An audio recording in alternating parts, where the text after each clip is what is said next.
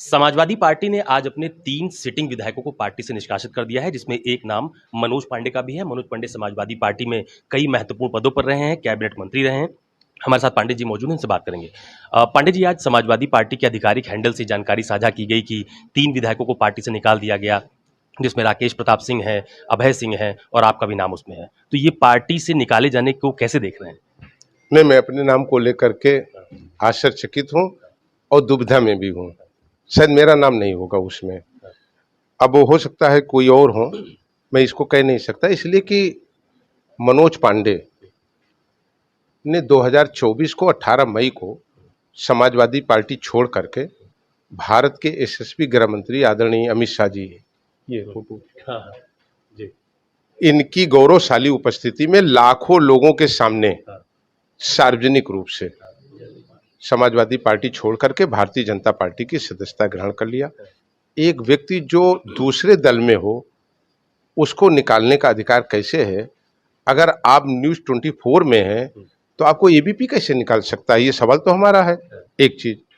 दूसरी चीज, मैं बड़ा ये स्पष्ट कह देना चाहता हूँ, बड़ी विनम्रता से कहना चाहता हूँ, लिखने वाले लोगों को आदर भाव से कहना चाहता हूँ। मैं जिन शब्दों के बारे में से नवाजा जाता है, वो 30 साल के हमारे राजनीतिक जीवन में 1000 बार मंचों से, माइक से, प्रेस में मनोज पांडे के गुणगान किए गए होंगे, वफादारी के, मनोज पांडे के संघर्षों की गुणगान किए गए होंगे, मनोज पांडे की मेहनत के गुणगान किए होंगे, मनोज पांडे की 2012 की सरकार बनवाने में जो क्षमता थी और जो मनोज पांडे की मेहनत थी उसको भी प्रेस के सामने बोला गया है, विधानमंडल दल की बैठक में बोला गया है।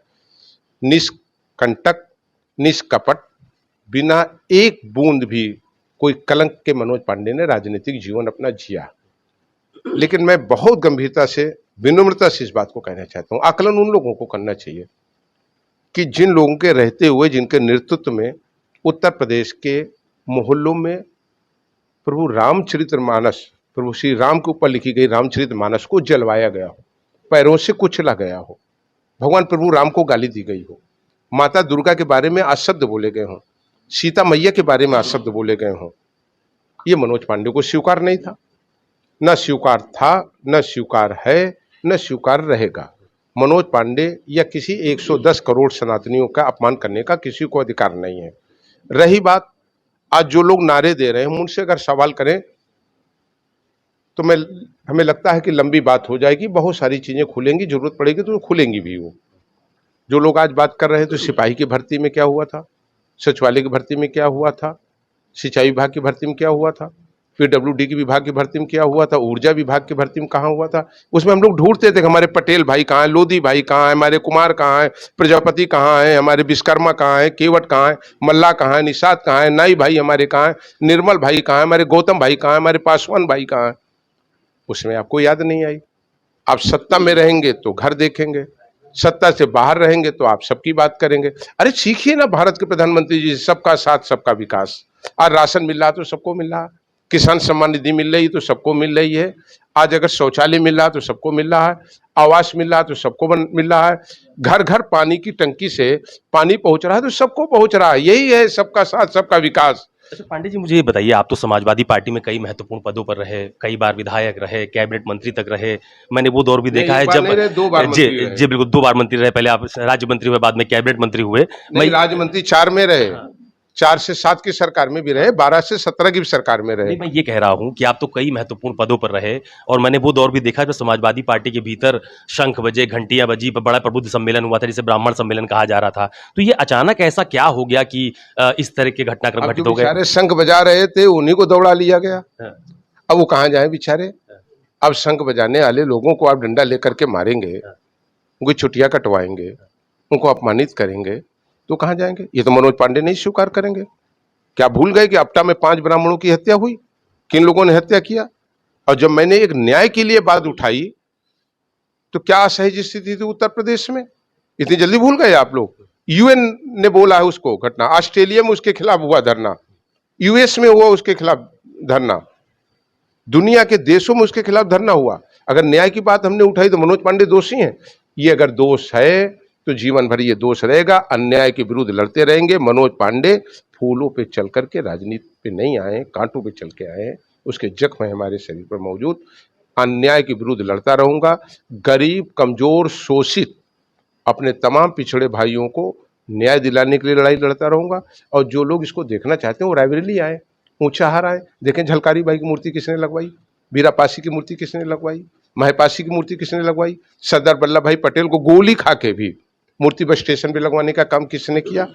और कौन एक गुलदस्ते की तरह सबको लेके चला। और याद रखिए, देश में तोड़ने वाले लोगों का समय खत्म हो गया है, देश में अब जोड़ने वाले लोगों का समय शुरू हो गया है। अच्छा, मुझे बताइए, ये राज्यसभा चुनाव में जब वोटिंग हो रही थी उसके बाद से मुझे लगता है थोड़ा घटनाक्रम बदलना शुरू हो गया है। तो ऐसा क्या हो गया कि पार्टी ने आपको अलग किया, आप भी पार्टी से नाराज हो गए? कहाँ आहत हो गए मनोज पांडे?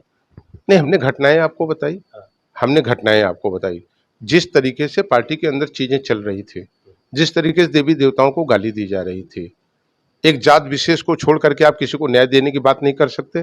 उसके लिए अगर आप लड़ाई लड़ेंगे तो आप पर आरोप लगेगा।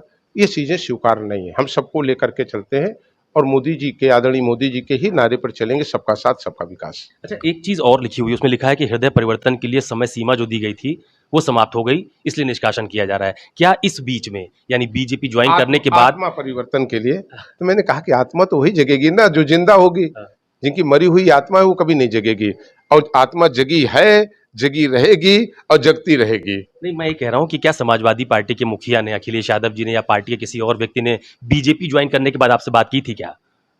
नहीं, आपको क्यों बताएं इस बात को? नहीं, मैं तो पत्रकार हूं, मैं तो सवाल पूछूंगा, आपको बताना ना बताना ये आप नहीं, नहीं, आपको क्यों बताऊंगा?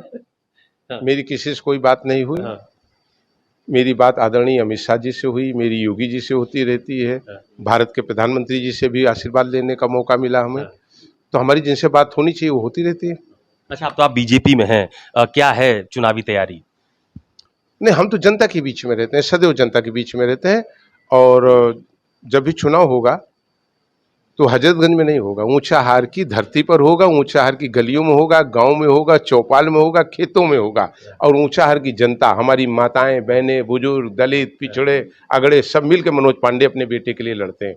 यही मेरे लिए गर्व का विषय। बहुत धन्यवाद हमसे बात करने के लिए। ये मनोज पांडे हैं, जिनका साफ तौर पर ये कहना है कि फिलहाल वो साल 2024 के पहले बीजेपी ज्वाइन कर चुके हैं, लिहाजा समाजवादी पार्टी की तरफ से निष्कासित करने की प्रक्रिया का कोई औचित्य नहीं बनता है। कैमरा पर्सन मिंटू सिंह के साथ अशोक तिवारी, लखनऊ, न्यूज़ 24।